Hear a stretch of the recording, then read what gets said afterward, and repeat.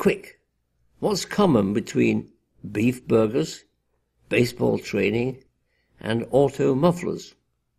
Tough question. Let's ask it another way. What's the common factor between McDonald's, D-Bat, and Meineke?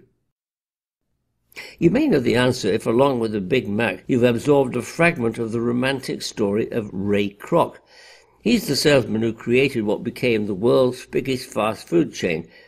He did it by making a deal with a couple of men called the McDonald's, brothers they were, owners of a small restaurant chain, and the deal was he could use their brand name and their methods.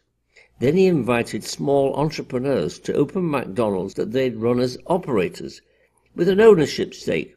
Very different than the business model where mom-and-pop stores have full ownership but no similar support. All the examples in my opening question are franchise operations. Kroc is sometimes credited with inventing franchising, and so is Isaac Singer, the sewing machine magnate. Not so. The real genesis of franchising was not in stitches or beef. It was in beauty. Martha Matilda Harper was a Canadian-born maid. She made the beds, cleaned house, did the shopping. In the employment of a doctor's family in Ontario, she acquired a secret formula for shampoo, one more scientifically based than the quackeries advertised every day in the newspapers. The kindly doctor also taught the maturing young woman the elements of physiology. Martha had a secret ambition to go along with the secret formula, a determination to run her own business.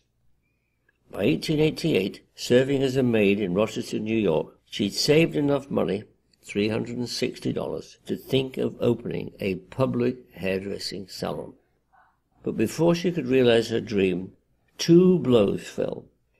She became sick and collapsed from exhaustion. Mrs. Helen Smith, a healing practitioner of the Christian Science faith, was summoned to her bedside. The 2 women prayed, and Martha recovered.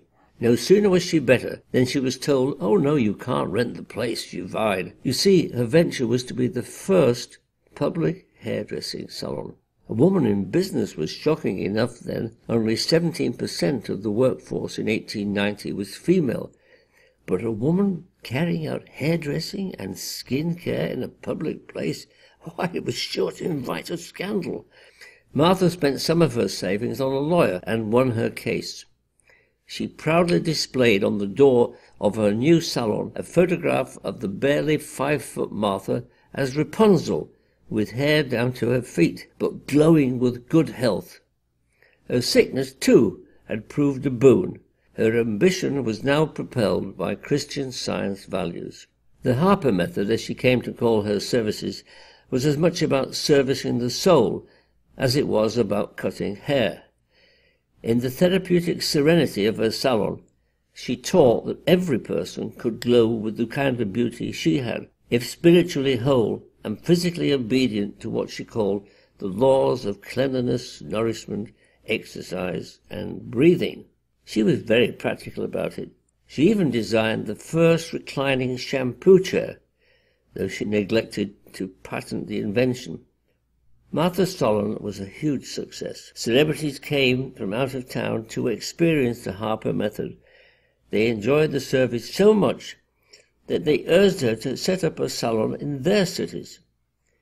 And this is where Martha's ethical sense inspired her crowning innovation.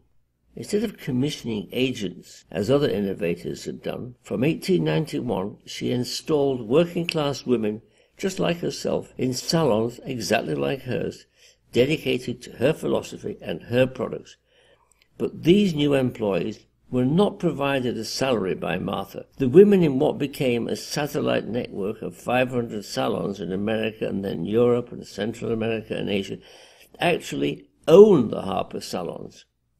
What was good enough in the 19th century for suffragette campaigners like Susan B. Anthony, and was good enough in the 20th century for Woodrow Wilson, Calvin and Grace Coolidge, Jacqueline Kennedy, Helen Hayes, and Lady Bird Johnson, must be good enough for the rest of the world. Today, only the Harper Method founder's shop remains in Rochester, New York, but Martha's legacy is manifold. Her health and beauty treatments have been copied, and her business model is dominant. In fact, half of retail sales in America are through Martha Harper's franchising idea. So next time you enjoy a McDonald's hamburger or a good night's rest at a Days Inn, think of Martha, because these franchises might not be the same without her inventing the model over a century ago.